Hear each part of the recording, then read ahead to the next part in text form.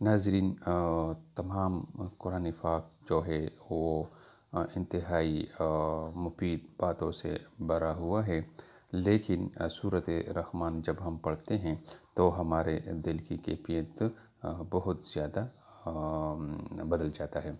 सूरह रहमान में अल्लाह ताला ने अपने बहुत से नेमतों का ज़िक्र फरमाया है और हमें बताया है कि आप कौन कौन सी नेमतों को जुटलाएंगे। लेकिन इस वीडियो में हम अल्लाह ताला की तीन बड़ी बातों का ज़िक्र फरमाएंगे, जिसमें अल्लाह ताला ने सूरत रहमान में अपने बंदों पर जो इनायत की है उसके ज़िक्र फरमाया है। नंबर 1, गंदम और अनाज में कीड़े पैदा कर दिए, वरना लोग उसे सोने और चांदी की तरह ज़ख़ीरा कर लेते और लोग भूखे मर जाते।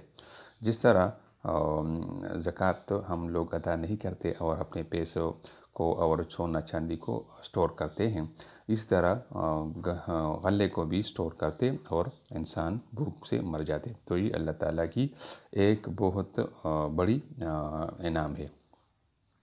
इसके अलावा मौत के बाद मुर्दे के जिस्म में बदबू पैदा की, वरना कोई अपने प्यारों को दफन न करता। ये भी अल्लाह ताला की बहुत बड़ी नेमत है कि हम अपने मुर्दों को जल्द अज जल्द दफना देते हैं, क्योंकि कोई भी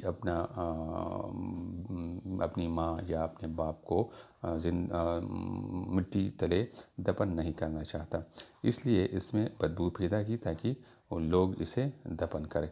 नंबर 3, मुसीबत और दुख के बाद सब्र सुकून दिया, वरना ज़िंदगी कभी खुशगवार न होती। अल्लाह ताला मुसीबत और दुख के बाद हर इंसान को सब्र देता है, उसे सुकून देता है। अगर ये न होता तो ज़िंदगी इंतहाई कठिन और मुश्किल हो जाती।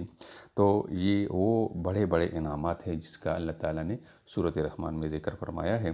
तो अगर हम अपने रब के तमाम नेमतों को गिनना शुरू करें तो हम उसको गिन नहीं सकते, क्योंकि कुरान पाक ने ख़ुद फरमाया है कि अगर आप अल्लाह ताला की नेमतों का शुमार करो तो आपकी ज़िंदगी ख़त्म हो जाएगी, लेकिन अल्लाह ताला की नेमतों का शुमार कभी भी मुमकिन न हो सकेगी।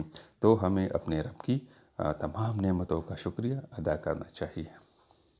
नाज़रीन, वीडियो देखने का बहुत बहुत शुक्रिया। उम्मीद है आप सबको ये वीडियो पसंद आई होगी।